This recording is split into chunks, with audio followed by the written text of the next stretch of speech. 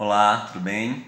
Então aqui é o professor Gustavo e eu venho hoje através desse vídeo para fazer uma revisão com vocês sobre o conteúdo que servirá para a avaliação da aprendizagem que acontecerá na próxima semana, na quarta-feira, na escola, como já combinado.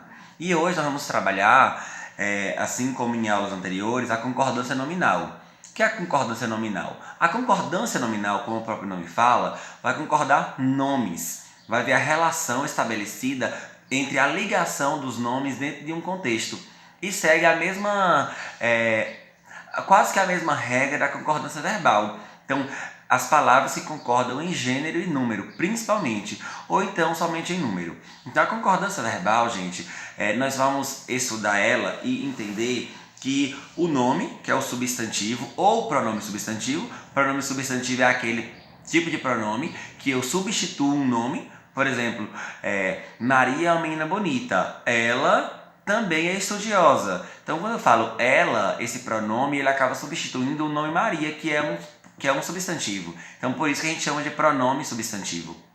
E aí, a concordância nominal, ela se faz justamente entre adjetivo, artigo, numerais, o particípio, que são os verbos terminados em ado, ido, e os pronomes adjetivos. Então, quando nós falamos em concordância nominal, nós vamos entender que dentro de uma frase, o contexto dela, nós temos que estar totalmente alinhado as palavras para terem sentido completo. Então, as palavras, se eu inicio com o masculino, eu preciso continuar com o masculino. Se eu começo com o feminino, eu preciso continuar com o feminino. Então, o artigo, o numeral, o pronome, o particípio, o adjetivo tem que concordar com o substantivo. Porque o substantivo, dentro das classes de palavras que formam uma frase, ele é muito importante e eu uso de vários substantivos dentro de um mesmo contexto, assim como o verbo. Por isso que nós falamos em concordância verbal e concordância nominal.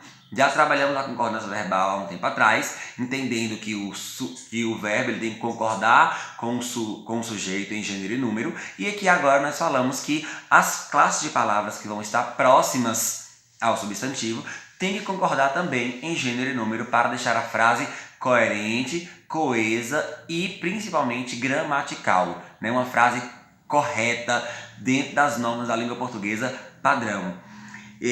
Por exemplo, nós temos uma frase no livro de gramática onde fala assim, ó: a Inglaterra e a França, no início do século XX, dominavam grandes extensões da Ásia, da África e da Oceania. Então vocês podem perceber que todos os elementos que estão próximos aos substantivos, como Inglaterra, França, século, extensões, Ásia, África e Oceania, elas concordam em gênero e número com esses substantivos. E é isso que nós estamos falando da concordância nominal. A concordância nominal são os termos que se referem aos substantivos, concordando com gênero e número com esses substantivos. E aí nós temos também, para nós entendermos que, por exemplo, quando eu tenho dois substantivos do mesmo gênero dentro de uma frase, os correspondentes, que são esses que estão próximos, eles podem sempre estar no plural masculino. Quando eu tenho dois substantivos, esses correspondentes eles podem estar no plural masculino ou então concordar com o mais próximo, ficando no masculino ou no feminino, dependendo do substantivo que está mais próximo na frase. E então a gente precisa prestar bastante atenção dentro dessas regras para que na hora de uma escrita de um texto, como por exemplo o IFBA, o Enem, nós possamos escrever corretamente e também falar coerente. Então nós sabemos que a língua portuguesa ela é muito extensa, a língua portuguesa ela é muito detalhista.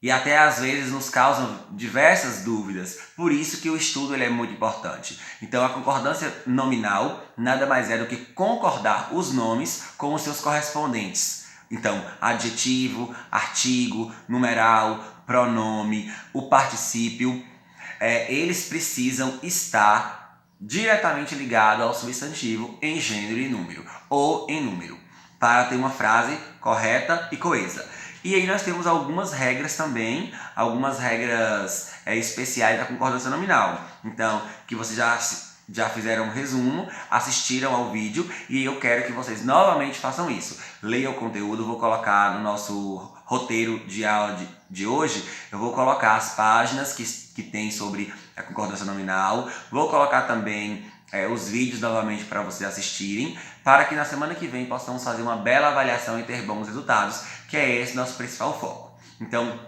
essa é uma revisão sobre o conteúdo que cairá na avaliação, assim também como cairá interpretação de texto que nós fazemos em todas as nossas avaliações.